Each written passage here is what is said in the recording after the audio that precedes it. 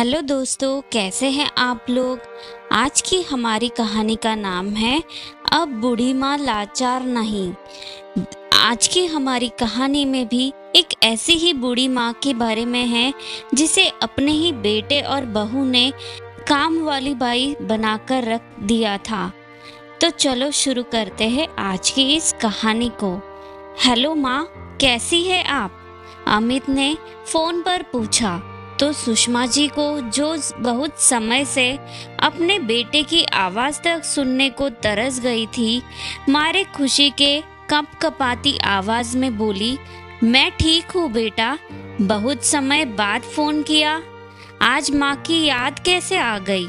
तभी अमित ने कहा, वह माँ, बात ऐसी है कि काम की व्यस्तता के कारण मैं तो आपसे मिलने आ नहीं सकता, और पिताजी के जाने के बाद आप भी तो बहुत अकेली हो गई होगी। इसीलिए आपकी बहू और मैं चाहते थे कि अब आप हमारे साथ ही रहे। अपने बेटे के मुंह से अपने लिए चिंता भरे शब्द सुनकर बरसों से अपने बेटे से दूर रह रही सुषमा जी की आंखें भर आई। वर्षों बाद आज उन्हें ऐसा महसूस हुआ कि जैसे उनका अपना भी कोई इस दुनिया में रहता है। तो बेटे के मोह में बंधी सुषमा जी ने तुरंत खुशी खुशी हाँ कर दी। फिर अमित ने कहा, माँ, मैं एक सप्ताह बाद का टिकट करा देता हूँ, आप आ जाइएगा। अच्छा माँ, एक काम कीजिएगा, आप किसी अच्छे से प्रॉपर्टी डीलर से बात करके अपने गांव वाले मकान और अचार की फैक्ट्री को बेच दीजिए और उन पैसों को मेरे अकाउंट में ट्रांसफर करवा दीजिए। इससे पहले कि सुषमा जी कोई कारण पूछती, उससे पहले ही उनके बेटे अमित ने कहा, माँ, बात यह है कि मैंने यहाँ लोन पर अपना एक फ्लैट खरीदा है और उस लोन को चुकाने के लिए मुझे पैसे की बहुत ज़रूरत है। इसलिए आप जल्दी से सब कुछ बेचकर पैसे मेरे अकाउंट में ट्रांसफर कर दीजिए। बेटे की बात सुनकर सुषमा जी बोली, बेटा, अगर तुम कहते हो तो मैं मकान बेच देती हूँ, उससे इतना पैसा तो आ जाएगा कि तुम्हारा लोन उतर जाए, लेकिन फैक्ट्री को मैं नहीं बेच सकती। अचार की फैक्ट्री से बहुत सी औरतों को रोजगार मिला हुआ है। फैक्ट्री न बेचने की बात सुनकर अमित का मुंह बन गया, लेकिन फिर थोड़ी देर कुछ सोचकर बोला, ठीक है माँ, लेकिन जरा जल्दी कीजिएगा। ऐसा कहकर अमित ने फोन रख दिया। आज पूरे 6 महीने के बाद सुषमा जी के बेटे अमित ने उन्हें फोन किया था। काफी समय से सुषमा जी गुमसुम से रहती थी, लेकिन आज जब उनके बेटे का फोन आया तो उनकी खुशी का ठिकाना ना रहा। लेकिन फोन उठाते ही उनके बेटे ने जो कहा, वह सब सुनकर वह फिर से उदास हो गई। अभी तक जिस चेहरे पर अपने बेटे के फोन आने की खुशी थी, वह खुशी एक ही कहीं गायब हो गई। सब कुछ शून्य हो गया। परंतु उनके मन को यह तसल्ली हुई कि अब उन्हें अपने बेटे, बहू और पोते के साथ रहने को मिलेगा, जिसके लिए वह बरसों से तरस रही थी। इसीलिए अपने बेटे के कहने पर वह अपना खुद का मकान बेचने को राजी हो गई। देखा जाए तो सुषमा जी गांव के लोगों के प्रति किसी प्रेरणा से कम नहीं थी। वर्षों पहले एक भयानक एक्सीडेंट में उनके पति की मृत्यु हो गई थी। उस समय सुषमा जी के पास कुछ जमीनें थी जो उनके ससुर जी ने उनके नाम पर कर दी थी, जिनके सहारे उनका अच्छा गुजारा होने लगा था। परंतु अपने बेटे अमित की उच्च शिक्षा का खर्च निकालने के लिए धीरे धीरे उन्होंने सारी जमीनें बेच दी। लेकिन फिर घर का खर्च चलाना मुश्किल हो गया और इसके लिए उन्होंने अचार बनाकर बेचना शुरू कर दिया। धीरे धीरे उनके अचार के काम का इतना विस्तार हो गया कि उन्होंने 2 कमरे की एक फैक्ट्री भी डाल दी। उनकी फैक्ट्री में गांव की बहुत सी औरतों को रोजगार मिला हुआ है। वे औरतें भी कुछ पैसे कमाकर आत्मनिर्भर बन पाई है। सुषमा जी का बेटा दिल्ली में रहता है, जो पिछले कई वर्षों से घर नहीं आया। दिल्ली में ही रहते हुए उसने एक मॉडर्न लड़की से शादी भी कर ली। उनका 7 साल का एक बेटा भी है। अंतिम बार अमित अपनी माँ के पास उस समय आया था जब उसने नई नई शादी की थी, परंतु उसकी मॉडर्न पत्नी शिखा को गांव का माहौल बिल्कुल भी पसंद नहीं था। इसीलिए 2 ही दिनों में वे लोग चलते बने और उसके बाद कभी गांव नहीं आए। गांव वाले अक्सर आपस में बातें किया करते कि सुषमा का बेटा बड़ा ही धोखेबाज है, उससे बिल्कुल भी प्यार नहीं करता। क्या भला कोई बेटा अपनी माँ से इतने वर्षों से तक दूर रह सकता है? ऐसी बातें सुनकर सुषमा जी अक्सर परेशान होकर अपना धीरज खो देती थी और फूट फूट कर रोने लगती थी। वह नहीं चाहती थी कि उनके बेटे के बारे में कोई भी बुरा भला कहे। कोई भी व्यक्ति जब भी उनके बेटे के बारे में पूछता तो वह हमेशा कहती कि उनका बेटा विदेश में रहता है और रोज रात को उनकी अपने बेटे से बात होती है। एक दिन भी बात ना हो तो उनका बेटा परेशान हो जाता है। हालांकि यह बात किसी से भी छुपी नहीं थी कि उनका बेटा उनसे रोज फोन पर बात करना तो दूर, उनसे कभी हालचाल पूछने के लिए भी फोन नहीं करता। यह तो सुषमा जी ही थी जो अपने बेटे से बात करने के लिए अक्सर फोन लगा देती थी, परंतु 6 महीने से तो उनके बेटे ने उनका फोन उठाना भी बंद कर दिया था। वह अपनी ही दुनिया में खुश था, लेकिन सुषमा जी ने अपने बेटे से कभी कोई शिकायत नहीं की। आखिरी माँ जो ठहरी। परंतु आज जब सुषमा जी के बेटे ने उन्हें अपने पास आकर रहने को कहा तो यह सुनकर उनकी आंखों में एक अलग ही चमक आ गई। वह तुरंत जाकर गांव के सरपंच से मिलती है और उनसे सारी बात कह सुनाती है और कहती है, सरपंच जी, मेरा बेटा अमित मुझे अपने पास रहने के लिए बुला रहा है और उसे कुछ पैसों की ज़रूरत है, इसलिए मैं अपने घर को बेचना चाहती हूँ। यदि आपकी नज़र में कोई ऐसा व्यक्ति है जो घर खरीदना चाहता है तो कृपया मुझे बताइए। इस घर को उचित दामों पर बेचने के बाद मैं अपने बेटे के पास चली जाऊंगी। तभी सरपंच ने कहा, अरे सुषमा काकी, आपकी बात बिल्कुल ठीक है, लेकिन एक बात तो बताइए, आप जब अपने बेटे के पास चले जाएंगे तो आपका कारोबार कौन संभालेगा? गांव की बहुत सी महिलाओं का खर्चा पानी तो आपकी अचार की फैक्ट्री से ही निकलता है। आप चले जाएंगे तो जितनी भी महिलाएं आपकी अचार की फैक्ट्री पर आश्रित है, उनका क्या होगा? अचार तो केवल आपके हाथों का बनाया हुआ ही लाजवाब होता है। आपके जाने से उस अचार की गुणवत्ता में गिरावट आ जाएगी। यह बात सुनकर सुषमा जी ने कहा, सरपंच जी, इस बात की चिंता बिल्कुल मत कीजिए, मैं सब संभाल लूंगी। सरपंच से बात करके सुषमा जी जल्दी से घर के पास में ही बनी अपने अचार की फैक्ट्री में आती है और सभी महिलाओं को बुलाकर अपने जाने का समाचार सुनाती है और अपनी फैक्ट्री में काम करने वाली सबसे अनुभवी महिला कमला को अपनी फैक्ट्री की जिम्मेदारी सौंपते हुए अपने हाथ का बना वो स्पेशल मसाला भी दे देती है जिसे वह खुद बनाया करती थी, जिसे डालने से अचार का स्वाद इतना बढ़ जाता था कि लोग उंगलियां चाटते रह जाते थे।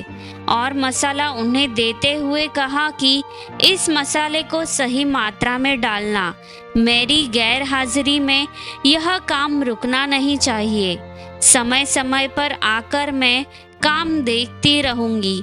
सब समझने के बाद सुषमा जी अपने बेटे को के घर ले जाने के लिए कुछ मिठाइयाँ बनाने की तैयारी करने लगी। अपने बेटे की फेवरेट बर्फी और देसी घी की पिन्नियाँ तैयार करके पैक कर लेती है और साथ ले जाने के लिए कुछ अचार भी उठा लेती है। उनके जाने की पूरी तैयारी हो जाती है। तरफ तो उनके मन में अपने बेटे के पास रहने की खुशी है, परंतु दूसरी तरफ गांव को छोड़कर जाने के बारे में सोच सोच कर उनका मन भारी हो उठता है। अपने बेटे के पास शहर जाते समय सुषमा जी को सभी गांव वाले ट्रेन में छोड़ने के लिए आते हैं। ट्रेन की खिड़की से उन्होंने अपने गांव के सभी लोगों को अलविदा कहा और ट्रेन चल पड़ी और दिल्ली स्टेशन पर जा पहुंची। स्टेशन पर उतरकर उन्होंने बड़ी प्रसन्नता से अपने बेटे को फ़ोन लगाया। जैसे ही अमित ने फ़ोन उठाया, सुषमा जी ने तुरंत कहा, बेटा अमित, बेटा मैं स्टेशन पर पहुंच चुकी हूँ, परंतु तुम मुझे कहीं नज़र नहीं आ रहे। जल्दी से आ जाओ, मैं बहुत थक गई हूँ। अपनी माँ की बात सुनकर अमित ने कहा, माँ थोड़ी देर इंतज़ार करो, मैं कुछ ही समय में पहुँचता हूँ। अमित अपनी पत्नी शिखा के साथ उस समय एक पार्टी में था। जैसे ही आने लगा तो उसी समय उसकी पत्नी ने कहा, मेरी सहेली की एंगेजमेंट पार्टी से इतनी जल्दी हम वापस चले जाएंगे तो वह बुरा मान जाएगी। माँ जी को थोड़ी देर में ले आना। उधर सुषमा जी इंतजार करते करते थक कर चूर हो गई, लेकिन अमित का कुछ अता पता नहीं था। देर बाद फिर से फ़ोन लगाया, लेकिन अमित ने फ़ोन उठाकर कहा, माँ मैं अभी बिज़ी हूँ, इसीलिए आने में देर हो जाएगी। मैं आपको एड्रेस बता देता हूँ, आप खुद ही ऑटो करके घर पहुँच जाइए। ऐसा कहते हुए ने फ़ोन काट दिया। बेटे का स्पष्ट सा जवाब सुनकर सुषमा जी के चेहरे पर थकान के साथ साथ निराशा के भाव भी आ गए। बच्चों से मिलने की उत्सुकता वही की वही धरी रह गई और मन ही मन सोचने लगी कि मैं तो सोचा था कि जब मैं स्टेशन पर पहुंचूंगी तो मेरे बच्चे मुझे लेने आ जाएंगे और दौड़कर मुझसे गले मिलेंगे, लेकिन यहाँ तो अब मैं कहाँ भटकूं, कैसे उसके घर तक पहुँचूं? यह सोचकर वह घबराने लगी। फिर हिम्मत करके तेजी से कदम बढ़ाकर ऑटो तक पहुँची। ऑटो वाले से दिए गए पते पर ले जाने को कहा। ऑटो वाले ने कहा, माँ जी मैं आपको छोड़ देता हूँ। सुषमा जी जल्दी से ऑटो में बैठकर अपने बेटे के घर की तरफ रवाना हो गई। करीब आधे घंटे बाद वे अमित के फ्लैट तक पहुँच गई, लेकिन मुसीबत यहीं तक ख़त्म नहीं हुई। अमित बिल्डिंग के चौथे फ्लोर पर रहता था और उस दिन लिफ्ट भी बंद पड़ी थी। शायद किसी तकनीकी खराबी के कारण अटक गई थी। सुषमा जी का सामान भी बहुत ज़्यादा था, जिसे लेकर चौथा फ्लोर तक जाना उनके लिए बहुत मुश्किल था। तभी ऑटो वाले को उन पर दया आ गई और बोला, माँ जी लाइए, आपका सामान मैं ऊपर तक चढ़ा देता हूँ। ऑटो ड्राइवर ने तुरंत सारा सामान चौथे फ्लोर तक पहुँचा दिया। सुषमा जी ने उसे ढेरों आशीर्वाद दिए और डोरबेल बजाई। अब तक उनके बेटा बहू भी घर पर आ चुके थे। सुषमा जी के बेटे अमित ने दरवाज़ा खोला। इतने समय बाद अपने बेटे को देखते ही उनके चेहरे पर खुशी भरी चमक आ गई। इससे पहले कि वह कुछ बोलती, जोर जोर से कुत्ते भौंकने की आवाज़ आने लगी। सुषमा जी जोर जोर से चिल्लाने लगी और हड़बड़ाकर दरवाजे से बाहर निकल गई। यह क्या अमित, तुमने घर में कुत्ता पाला हुआ है? तभी पीछे से सुषमा जी का पोता अंकुर आया और बोला, दादी माँ एक कुत्ता नहीं, हमारे घर तो दो दो कुत्ते हैं। सुषमा जी और भी ज़्यादा घबरा गई, क्योंकि उन्हें कुत्तों से बहुत डर लगता था। उसी समय अमित बोला, माँ घबराओ मत, यह दोनों आपको कुछ नहीं कहेंगे। बेटा, तुम्हें पता है कि मुझे कुत्तों से कितना डर लगता है। बहुत वर्षों पहले मुझे एक कुत्ते ने काटा था और तब मुझे बहुत से इंजेक्शन लगवाने पड़े थे। ना बाबा, मैं तो यहाँ नहीं रह सकती। मैं तो आज ही अपने घर वापस चली जाऊंगी। इतनी बात सुनकर उनकी बहू कमरे से बाहर निकली और कुत्तों को रस्सी से बांधते हुए बोली, माँ जी, यह कुत्ते आपको बिल्कुल नुकसान नहीं पहुँचाएंगे। आप बेझिझक अंदर आइए। थोड़े दिनों में ही आपके साथ इतने घुल मिल जाएंगे कि आपको बिल्कुल तंग नहीं करेंगे। कहते हुए वह सुषमा जी को अंदर लेकर आए और सोफे पर आराम से बिठाकर पानी पिलाया। इतने वर्षों बाद अपने बेटे और बहू का चेहरा देखकर सुषमा जी की खुशी का ठिकाना ना रहा। वह तो उनकी बलाएं ही लेती जा रही थी, लेकिन सुषमा जी ने महसूस किया कि उनके बेटे को उनसे मिलकर कुछ ज़्यादा खुशी महसूस नहीं हो रही थी। उल्टा उसका तो मुंह बना हुआ था।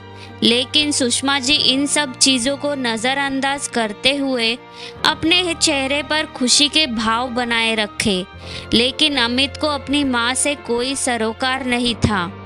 सुषमा जी गांव से बनाकर लाई हुई सारी चीज़ें अपनी बहू को देने लगी और सब कुछ देने के बाद अचार का डिब्बा निकाला और मेज़ पर रख दिया। जैसे ही अचार का डिब्बा निकाला, अमित बौखला उठा और झुंझलाते हुए बोला, आप यहाँ भी अचार ले आई? क्या आपको नहीं मालूम कि मुझे अचार की खुशबू ज़रा भी पसंद नहीं है? मुझे अचार की महक तक नहीं चाहिए अपने घर में। ले जाइए और जाकर इसे बाहर फेंक दीजिए। अमित के इतना कहने पर सुषमा जी ने तुरंत अचार के डिब्बे को वहाँ से उठा लिया और वापस अपने बैग में रख दिया। अभी घर पहुँचे उन्हें 2 घंटे भी नहीं बीते थे कि उनकी बहू शिखा उन्हें पूरा घर दिखाने लगी और सारी जगह दिखाने के बाद उन्हें रसोई में लेकर आ गई और बोली, माँ जी, यह हमारा रसोई घर है। सारा राशन रसोई घर में नीचे की अलमारियों में ही रखा है और कुत्तों के खाने पीने का सामान अलग अलग से बने इस ड्रॉअर में रखा हुआ है।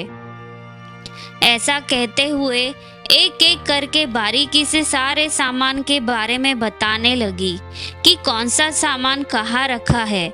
सुषमा जी यह सोचकर हैरान थी कि उनकी बहू आते ही यह सारी बातें उनको क्यों समझा रही है, कौन सी चीज़ कहाँ रखी है, यह सब बातें क्यों बता रही है। यह बात वे समझ नहीं पा रही थी। इतने में उनका पोता अंकुर बोला, दादी, क्या आपको मालूम है कि हम 1 महीने की छुट्टियों के लिए बाहर घूमने जा रहे हैं। हम वहाँ पर खूब मस्ती करेंगे। यह बात सुनकर सुषमा जी प्रश्नवाचक निगाहों से अपने बेटे बहू की तरफ देखने लगी। तभी उनका पोता अंकुर फिर से बोला, अरे दादी, आपको नहीं पता था क्या? तभी तो पापा मम्मी ने फ़ोन करके आपको यहीं पर बुला लिया है ताकि हमारे जाने के बाद कुत्तों का ध्यान रखा जा सके और घर की देखभाल कर सके। यह बात सुनकर तो सुषमा जी के पैरों तले जमीन ही खिसक गई थी। उनके आश्चर्य का ठिकाना ना रहा, क्योंकि अब तक तो वह यह सोच रही थी कि उनके बेटे बहू को उनकी बहुत चिंता है, जिस कारण उन लोगों ने उन्हें बुलाया है। वह कुत्तों से बहुत ही दूर रहती थी और अब तो उन्हें उनकी देखभाल करनी पड़ेगी। यह बात सोचकर सुषमा जी ने कहा, बेटा, तुम तो जानते हो कि मुझे कुत्तों से कितना डर लगता है, फिर भी तुम मुझे यहाँ अकेला इन कुत्तों के साथ छोड़कर जा रहे हो। मुझे नहीं हो पाएगा यह सब काम। अमित ने अपनी माँ को समझाते हुए कहा, यह आप कैसी बातें कर रहे हैं? यह कुत्ते बस 2-4 दिन ही आपको परेशान करेंगे, उसके बाद तो इन दोनों से आपकी दोस्ती हो जाएगी। ऐसा कहते हुए अमित अपने कमरे में चला गया। उधर बेचारी सुषमा जी ने तो यह सोचा था कि वह अपने बेटे बहू के साथ हंसी खुशी रहेगी, लेकिन यहाँ तो बेटे बहू ने उन्हें अपने घर की नौकरानी बनाकर रख दिया। तभी उनकी बहू शिखा बोली, माँ जी, आप यहाँ अकेली नहीं रहेगी, काम वाली बाई तो रोज आती है, वह आपकी हर काम में मदद कर देगी। खैर, जब रात बीती और सुबह हो गई तो बेटा बहू अपने बेटे को साथ लेकर छुट्टियां मनाने के लिए सामान पैक करके निकल पड़े। अब घर में बची सिर्फ सुषमा जी, जो कि अकेले घर में रह गई थी, परंतु फिर भी उनके मन में एक संतुष्टि थी कि चलो काम वाली बाई तो आ ही जाएगी तो उनका काम हल्का कर देगी। अभी सोच ही रही थी कि अचानक फोन की बेल बजी। उनकी बहू शिखा ने फोन पर कहा, माँ जी, काम वाली बाई कुछ दिनों के लिए नहीं आ पाएगी। अभी अभी उसका फोन आया था, उसका पति अचानक बीमार हो गया है और अस्पताल में भर्ती है, तो घर पर सारा काम आपको ही देखना पड़ेगा। कर उसने फोन रख दिया। इतने बड़े घर में सुषमा जी दोनों कुत्तों के साथ अकेली रह गई। वे कुत्तों से बहुत डरती थी, परंतु फिर भी उन्हें खाना खिलाने की कोशिश करने लगी। लेकिन दोनों कुत्ते अनजाना चेहरा देखकर बेकाबू हुए जा रहे थे और जोर जोर से भौंक रहे थे। वे दोनों सुषमा जी को तंग कर रहे थे।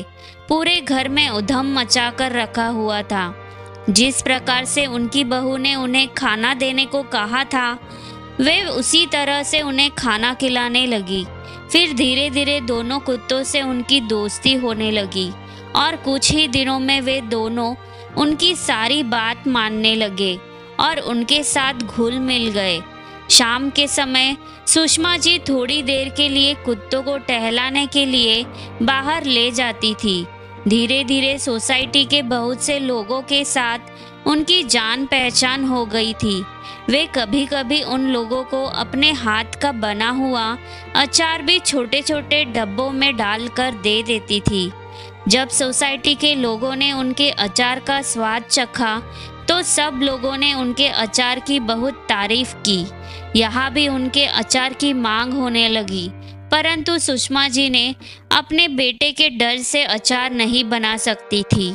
एक दिन जब सुषमा जी अपने कुत्तों को घुमाकर लिफ्ट से ऊपर की ओर आ रही थी, जैसे ही लिफ्ट का दरवाज़ा खोला तो उन्होंने देखा कि बाहर फर्श पर एक खूबसूरत सी पोटली पड़ी थी। उन्हें लगा कि शायद इसमें कोई कीमती चीज़ हो सकती है जो किसी के हाथ से गलती से गिर गई है। ऐसा सोचकर उन्होंने उसे पोटली को उठाया और जब घर जाकर उसे खोलकर देखा तो उसमें सोने के जेवर थे। यह देखकर उन्हें बड़ी हैरानी हुई। फिर कुछ सोचकर उन्होंने उस पोटली को अपने पास ही रख लिया। अगले दिन सुबह उन्हें सोसाइटी में कुछ शोरगुल की आवाज़ आने लगी। शोर सुनकर सुषमा जी बाहर निकली तो उन्होंने देखा कि एक लड़की फूट फूट कर रो रही थी और उसकी माँ उसे लगातार डांट रही थी।